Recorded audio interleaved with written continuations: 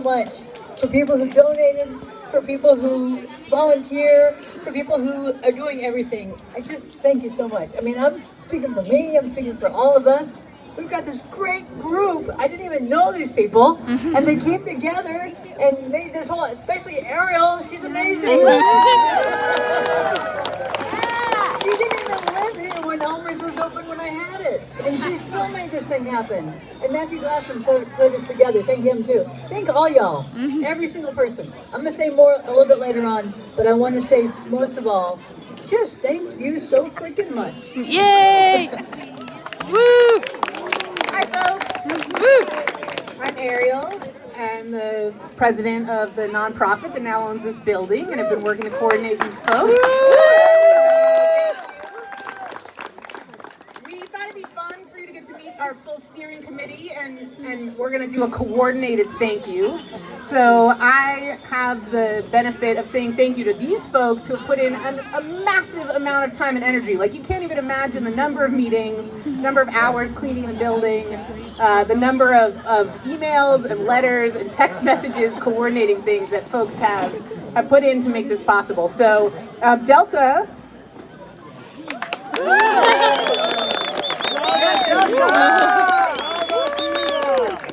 Hi. I have an extreme pleasure tonight.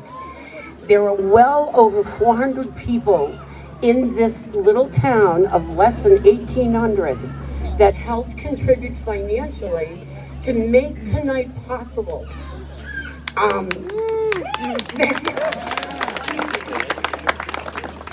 This has been a dream of mine that it would be turned back into the community for 4.5 years. And I want to say my personal thank yous to every single person who has done anything to help make this happen tonight. I applaud you. And we have Elizabeth Gray. Hi, thank you everyone. I want to thank all of you. I want to thank the newspapers, media, Greenfield Recorder and Asheville News were really helpful, really receptive, so patient with us and worked with us and really got the news out in a wonderful way. And we hope to keep putting really great news out about this community center for everyone. So keep looking for us in the news. And now, back to Mike. And I think it was 2009. I was here, and this guy came in, and his name was Joe Poirier. And he came in, and he was the president of Greenfield Savings Bank. And I didn't know him. And he had breakfast, and at the end of breakfast, he called me over, and he said, "I'm president of Greenfield Savings Bank. Would you like a loan?" I said, "Yeah, sure." And so he gave me this big, huge loan that took me forever to pay off, and it was great. It was a line of credit that was so incredibly important to us. And it's Greenfield Savings Bank that helped us do this. I mean, I'm not saying they did anything weird, but they had it, and we have it now. And I want to say thank you so much to Greenfield Savings Bank, because they are a seriously community-oriented bank. And without them, I don't think we'd have this now. And so thank you. I don't know if any of y'all are here, or Joe Poirier is here, but thank you so much, Greenfield Savings Bank.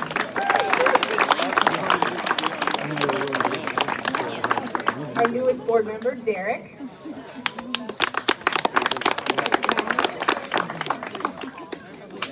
I am here to thank some of the community anchors we have here in town, such as Ashfield Hardware Store, Double Edge Theater, the library, and all the other places that have been kind enough to help us spread the word about the event and about our fundraising and this whole project that we've been doing.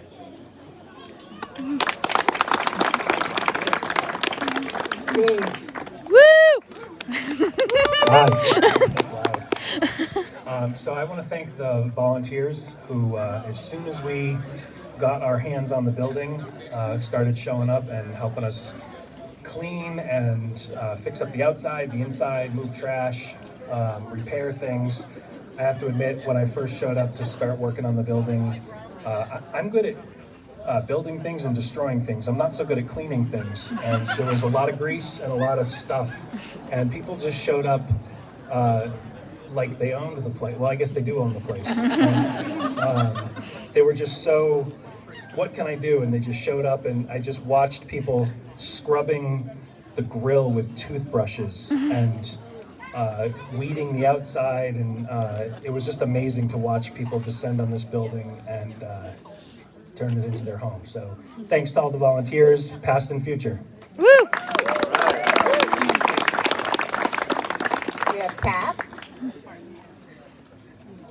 Hi. My thanks goes out to our amazing tenants. You can imagine the amount of uncertainty that they have lived with over this past year.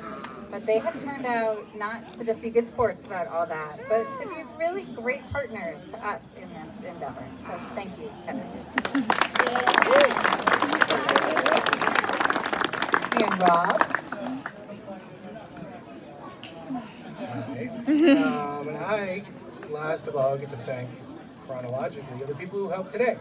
People like Rob Taft, Irene Branson, and our lovely bartender Betsy over there have helped make this day happen. Literally 2 days. Yeah. So, that's what I got. Our other current board member, Matthew Glassman, couldn't be here tonight. We also have Cassandra Hafner and April West, who helped with the early parts of putting the idea together and fundraising surveys, getting the word out, without which this couldn't have happened. So thank you to those folks as well. So we're going to keep this brief. We promise brief remarks, but we do know that we've been getting a lot of questions about what is happening now in the future with this building. So I'm going to try to keep it short, but give a little intel. So we bought this building as a nonprofit, and it's run by the board. Hey guys.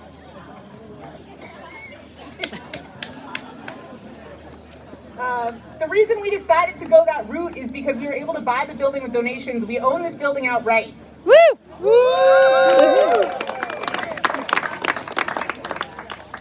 So it's a little complicated, but the C3 will be a community center that will run all the parts that are about gathering. So if you want to have your meeting here on a time we're not open, if you want to use the space for rent the space for a party, those kinds of things will be run through the nonprofit, which will make sure that the community has access to the building. We don't know the exact mechanics of that yet, but that'll happen through the nonprofit, all right?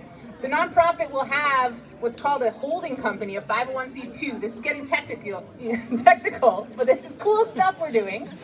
The 501c2 can rent to anybody. So one of the ways they use these 501c3, 501c2 structures is, for example, if you have a land trust that owns a lot of properties and they want to rent the properties to farmers, the farmers can run a commercial farm, but the land is still owned for a greater purpose of land access. So that's what we're doing with this building. Okay, so the building can be rented to folks who want to run businesses in our community, but it's owned as a nonprofit, right?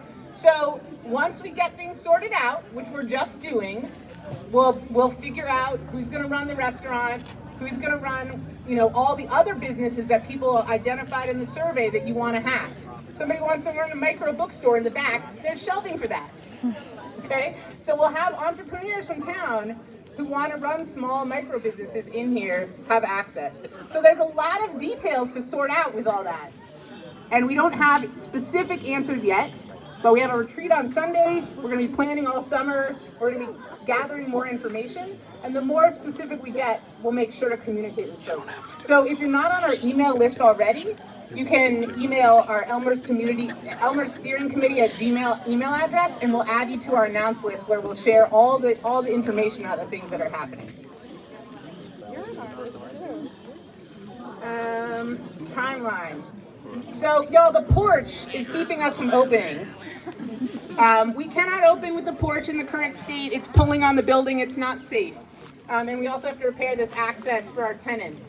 So we need to fundraise some more funds. We need to rebuild the porch. There's a lot of other cosmetic work and things that we want to do, but that's the main barrier. So we're hoping to have some more fundraising events this summer. Again, we'll let you know about timeline, and then once we can come together to rebuild the porch, we'll be able to get the things reopened inside. That's it. Woohoo!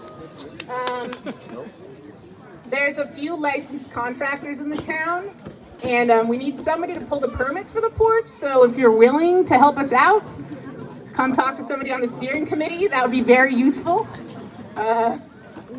Big and small, big and small. You can do it by the project or by the whole thing.